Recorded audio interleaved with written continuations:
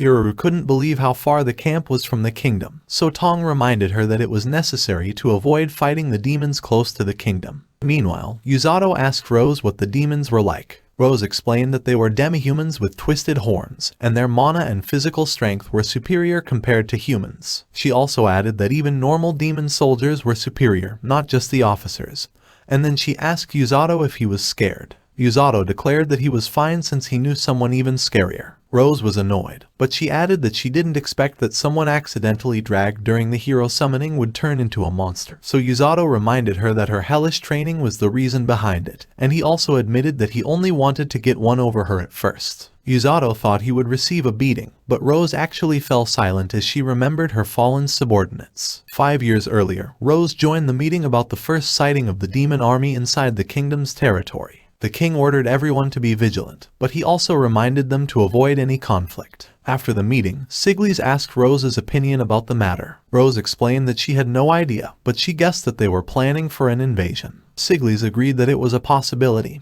He hoped it wasn't the case, but he decided to prepare his troops for deployment. Rose thought he was too serious, but she decided to make the preparations as well. Rose was wondering how she could gather more information when a girl started calling out to her, and she only stopped after getting punched in the head. She complained that Rose's punch could have killed her, and she thought she was too vicious, but she asked about the demon's appearance afterwards. However, she received another punch for eavesdropping on a top-secret meeting. After receiving some lecturing about not following the rules, all asked what the demons were doing in their territory. Rose was uncertain, but they agreed that they were up to no good, so all declared that they would send them packing back home. However, Rose lectured her again for underestimating the enemy. All tried to make some excuses, but Rose declared that she would be overseeing their training as punishment. Rose's subordinate welcomed them back, but they noticed that All's face was pale. However, they realized that she had done something wrong when Rose declared that she would train them herself. All denied that it was her fault,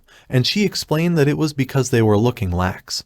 But they didn't bite her excuse, and they started beating her up. All begged Rose for some help, but she didn't care at all. 1 week later, the king informed Rose that a highly trained group of demon soldiers were hunting monsters inside the darkness of Linger. They agreed that it was really suspicious, so the king asked Rose to investigate these incidents, and he allowed her to use force if necessary, knowing that Rose wouldn't do something haphazardly. Rose was grateful for the king's trust, and she promised to produce results. Rose explained the mission to the squad, and that they were departing the next morning. They knew it would be rough if a fight broke out, knowing that the enemy's number was around 30, so all also reminded them not to underestimate them. However, they didn't want to hear it from her after they experienced hell training under Rose for a whole week because of her. At the same time, Rose explained to Kukuru that she wouldn't bring him during the mission. Although his ability to detect monsters would be useful, she was worried that the demons would target him. All asked for Rose's help again after getting beaten up. Rose didn't care, but she declared that she would personally lead the mission. Everyone gained confidence because of this.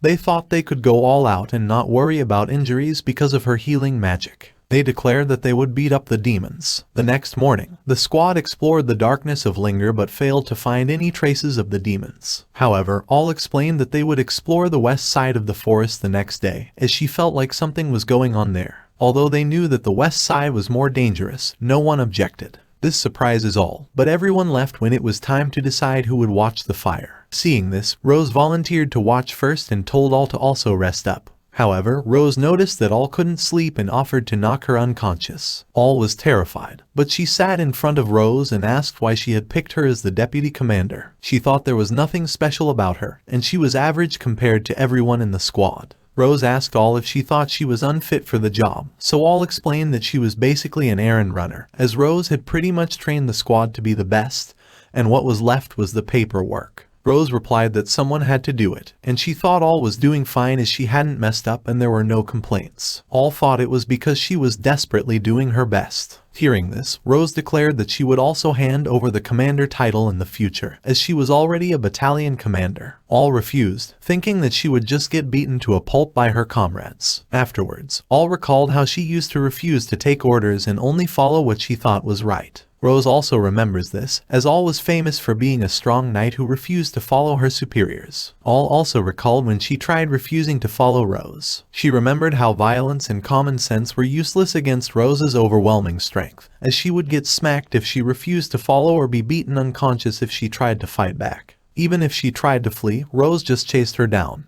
and she was terrified when Rose explained that she hadn't even hit her that hard. However, she declared that she was determined to get one over on Rose, and that was why she refused to give up on the hellish training under her. Rose recalled how All seemed motivated during her training, so All explained that it was the first time someone didn't give up while looking after her. Although she was annoyed that Rose continued to challenge her, it also made her happy, and she thought everyone in the squad shared the same feeling. And she declared that it was why Rose was the only one fit to be their commander. However, Rose just gave her a powerful flick. She declared that since she knew them well, she also picked her to be the next commander with confidence, as All has the mentality to never give up and to keep looking forward, which is a stable foundation for everyone in the squad to stand on. And she added that All just needed to continue what she was doing, and everyone would follow her. All was a little confused, but she had a grin, aware that Rose had praised her. Rose also explained that although their title would change, she would remain their leader, so All didn't have to think too deeply about it. Afterwards, they decided to change shifts, and Rose scolded the whole squad for not resting. All blushed when she realized that they had heard everything, and she turned completely red when they declared that they didn't dislike her as their deputy commander. The next day, they climbed the mountains to the west of the darkness of Linger. They immediately found the fresh blood of fallen monsters, which proved that the demon army was really hunting the monsters. They couldn't understand the reason behind it, but All knew it wasn't as simple as hunting for fun. Rose ordered them to get in formation, and they immediately found the demons putting the monsters they caught in cages. However, Nero, the demon army commander, also noticed that they were around. Rose revealed herself and asked Nero their motives for catching the monsters, but as expected, he refused to reveal their plans. Rose declared that she would let the matter slide if they quietly went home. Nero could tell how powerful Rose was, but he declared that he wouldn't let her or her squad get out alive. Rose put All on command, aware that she would need to focus on fighting Nero. Nero used wind armor to protect himself and attack simultaneously, but he was surprised that Rose could keep up with his speed. Rose landed a hit on Nero. Although he was thrown away, she knew it wasn't enough, and she also received some wounds. Rose was worried about her squad, but she decided to leave everything to them as she chased after Nero. She easily dodged his ambushes before launching multiple trees in his direction, but he used his wind armor to protect himself. Nero was amazed by Rose's strength, but he was still confident and trapped Rose inside countless wind blades. He was elated to see Rose risking severe injuries while breaking out of the wind blades, but he finally realized that Rose was a healer. Nero thought she was a monster as he acknowledged how powerful Rose was, especially on melee because of her healing magic and extraordinary physical strength. He introduced himself before asking for Rose's name. After hearing her name, Nero summoned his weapon while declaring that she would die in his hands. However, Rose wasn't intimidated, and she declared that she would beat him down first. Thank you all for watching. Don't forget to drop a like if you enjoy this video, and please subscribe so you won't miss the next part. And just comment down any anime you want to see in this channel.